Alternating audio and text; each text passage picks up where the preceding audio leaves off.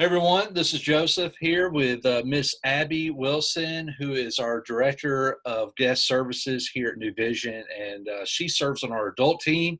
And I'm so excited to have Abby on here. Abby, you are just a rock star here, especially during all this COVID stuff that's been going on. I know you've been doing just a great work with all of that. And so today, I've asked Abby, she's going to come in, she's going to share with us just about Zoom and just how to use that within your small group. And so Abby, she's done a lot of work with this. She hosts Zoom meetings herself. And so Abby, just kind of talk with us, just give us just some best practices that the groups just need to be aware of whenever they are just using Zoom and using just any kind of online platform and just what they just need to be aware of in just navigating conversations in that way. Yeah, so thanks for asking me to do this. I'm really excited.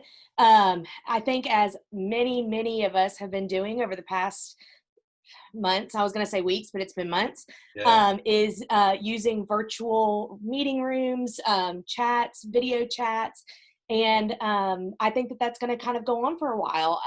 Even as restrictions are lifted, people aren't maybe comfortable or aren't able to gather in group settings. And this is a great way to be able to continue community, even if someone is traveling away for business, has a sick kid and can't come. This is just a great way. So I'm excited. A couple things that I just want to share with y'all, just some tips and tricks about how to best utilize virtual meetings.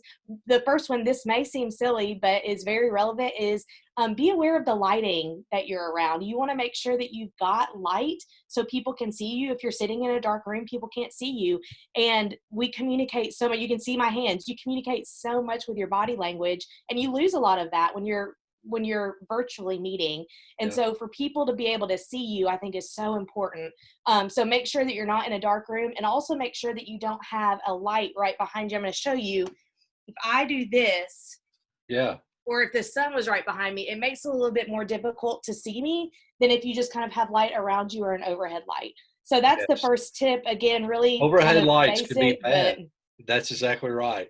okay. So I'm meeting in a women's group. So thankfully we don't have that issue. So what you need, Joseph, is a desk lamp just right in front of you, Okay, I just do have illuminating one. your I do face. have one. In fact, I'll even say this. I adjusted my desk. I used to have my desk facing one way, but I had a light that was behind me, just like what you said, and Yep. it blinded everybody just looking at me. And so I changed the setting of my desk. So I totally get it. I'm Yes. with you on We're that. not on the Emmaus Road. We want people to be able to see us. Yeah, you want people to be able to see you. You want people to be able to see your reactions, your hand gestures. So I think lighting's really important.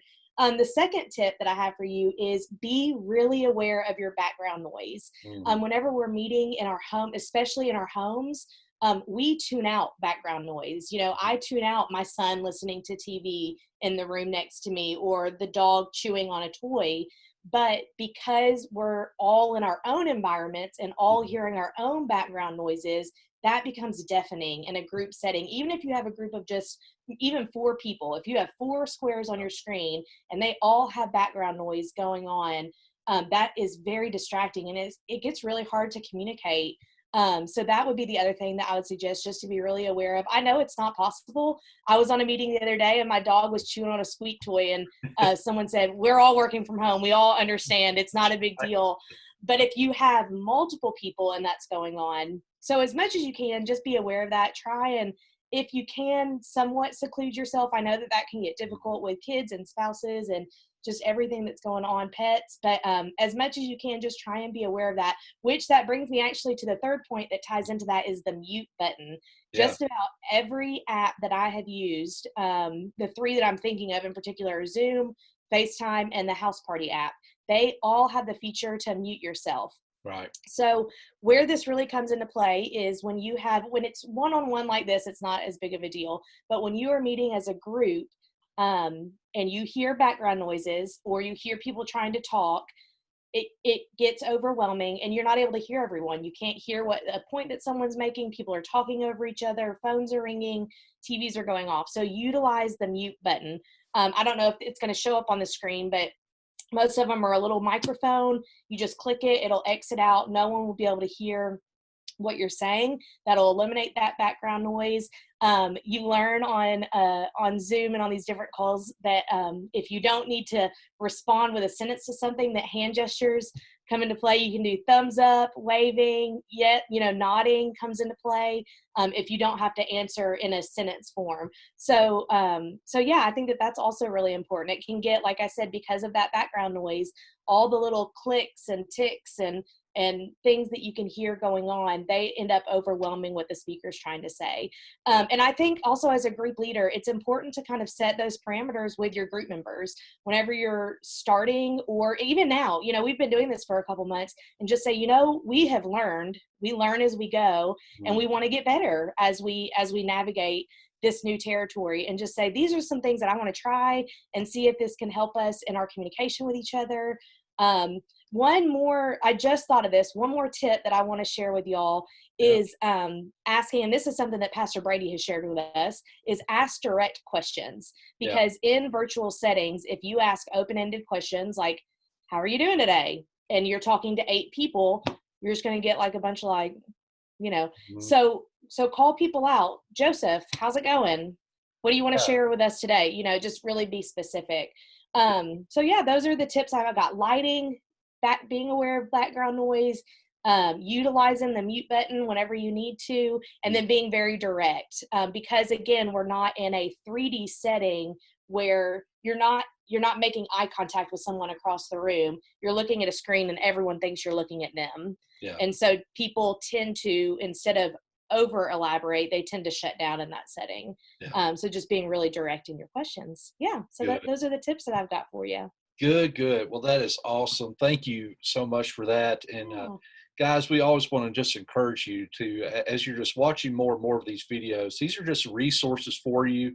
They're little tips, little things that we've picked up that we want to pass along to you, because we know that online groups, they're not going away. They're part of who we are now at New Vision. And we want to make you as comfortable in them, but we also want it to be a resource for you, because there can even be times that maybe even if you're off-campus group, maybe not everybody's in town, but you still want to get together. These are great little things you can do. And just having the lighting right, having the noise correct, asking the right types of questions, all those things are just little things that are just going to sharpen us as we go along. So thank you, for Abby, for all of that. And I appreciate all that you do. And guys, if you're not serving somewhere, let me just encourage you as well. Always go to our guest services area.